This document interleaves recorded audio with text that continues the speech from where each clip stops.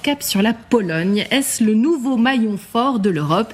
Hier, le pays a commandé 159 véhicules d'infanterie, des véhicules Borsuk. Ils viennent s'ajouter à de multiples chars, canons automoteurs, lance-roquettes multiples.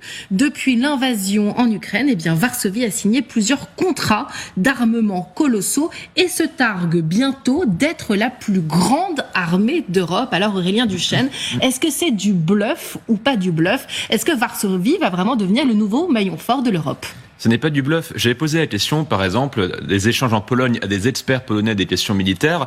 Qu'est-ce qui prime, premièrement, dans votre effort de réarmement massif ? Si je prends un chiffre, eux sont à 4% de leur richesse nationale allouée à la défense. Nous, on peine à atteindre les 2%. Et ils veulent grimper à 5% pour bâtir cette première armée de terre d'Europe. J'avais demandé aux Polonais d'abord, est-ce que vous avez vraiment peur d'un conflit à grande échelle russe contre l'OTAN, ou est-ce que tout ça, ce sont d'abord des effets d'annonce pour prendre le leadership militaire en Europe et dans l'OTAN ? Ils ont répondu que eux se préparaient vraiment à l'éventualité de se battre. On parle beaucoup du scénario du corridor de Suwałki, c'est-à-dire à la frontière avec la Russie et avec la Biélorussie. La deuxième question que j'avais encore posée en juin quand j'étais en Pologne, c'était est-ce que vous allez vraiment aller au bout de tout ce que vous dites ? Si je prends d'autres chiffres, les Polonais auraient d'ici 10 ans 7 fois plus de chars lourds que la France, près de 20 fois plus de lance-roquettes multiples, l'équivalent des HIMARS américains par exemple, et presque 7 fois plus d'artillerie.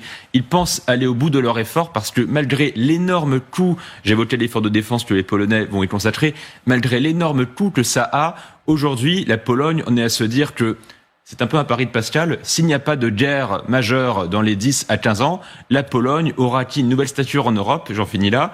C'est-à-dire que la Pologne, aujourd'hui, est l'économie qui se développe le plus vite en Europe. C'est un peu la locomotive économique de l'Europe centrale et orientale. Aujourd'hui, elle veut devenir le pilier du flanc oriental de l'OTAN. D'accord. Et ces véhicules, alors qu'on voit à l'écran général du Tartre, quelles propriétés ont-ils ? Est-ce que vous pouvez nous éclairer sur ces chars d'infanterie ? Alors c'est pas un char lourd, c'est un blindé léger d'infanterie. En fait, l'objectif, si vous voulez, c'est de permettre une grande mobilité de l'infanterie. Ça veut dire que vous avez une porte derrière ce petit char, où lequel vous pouvez mettre 6 soldats qui peuvent rentrer et sortir, et donc ils sont relativement protégés pendant le transport de ce char. Particularité de ce char également, c'est qu'il a une capacité amphibie, c'est-à-dire ça donne une grande souplesse, si vous voulez, pour. Qu'est-ce que ça veut dire, pardon, une capacité amphibie ? C'est qu'il peut traverser des rivières ou des fleuves, même une sorte de flottabilité. Alors pas très long terme, mais ça dépend bien sûr des vagues. Mais enfin, il n'y a pas trop de vagues dans les fleuves normalement, ou des petits lacs. Et il est capable de traverser des rivières. Absolument. Sans créer des ponts provisoires, ou s'il y a des ponts détruits, oui, il peut franchir. C'est la seule chose que l'industrie de défense polonaise produit en masse. Il y a un enjeu politique à les produire, c'est qu'ils veulent développer leur propre industrie de défense et pas être trop dépendants des Américains à tout hasard. Si Trump revenait au pouvoir, par exemple. D'accord, mais justement, on n'aurait pas plutôt intérêt à faire équipe avec eux, à créer une grande défense européenne. Mais quelque part, c'est ce qu'on fait. Non, pas du tout. C'est ce qu'on fait. Ce qu'il faut, c'est que chaque pays, si vous voulez, développe ses capacités. Il ne peut pas y avoir de défense tout seul. Maintenant, ça n'a aucun sens. Pour moi, et c'est l'important, c'est l'autonomie stratégique de l'Europe. Sur tous les plans. Politique, ce sera le plus long. Sur le plan diplomatique également, mais sur le plan économique, on l'a vu avec les effets du Covid, il est important qu'on soit autonome sur tous les grands domaines de l'économie et qu'on ait la force, parce qu'on a une force assez incroyable quand on s'unit tous ensemble, et puis également sur le plan militaire, avec des incertitudes que nous a évoqué le président Trump, il est important qu'on ait une autonomie militaire en Europe, bien sûr, au sein de l'OTAN, c'est d'autant mieux.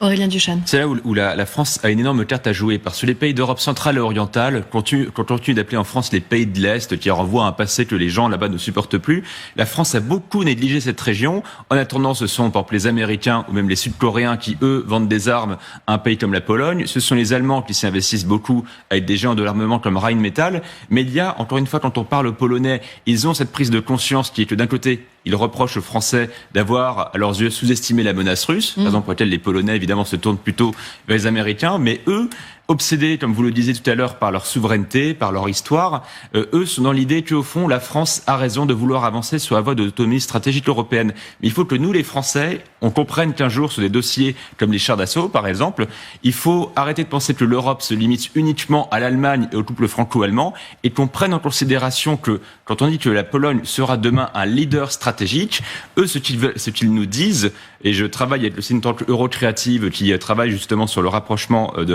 la France et des pays d'Europe centrale et orientale, eux nous disent, parlez-nous d'égal à égal, parce qu'on est prêts, nous, à développer l'autonomie stratégique européenne, mais ce sera pas celle de la France et de l'Allemagne. Comme s'il y avait un petit mépris, finalement, de la part des Français. Et on le paye, nous, y compris au plan industriel. C'est pas forcément un mépris, c'est un manque d'attention. Mais de la même manière que l'Ukraine, aujourd'hui, c'est le premier bouclier de l'Europe et de l'OTAN. Et d'ailleurs, il faudra se poser la question pour le futur de cette intégration, parce que effectivement, ils ont fait leurs preuves et ils ont démontré qu'ils étaient capables de résister à la deuxième armée du monde avec un courage absolument incroyable. C'est pour ça qu'on doit soutenir, on doit continuer à leur donner les moyens de cette défense.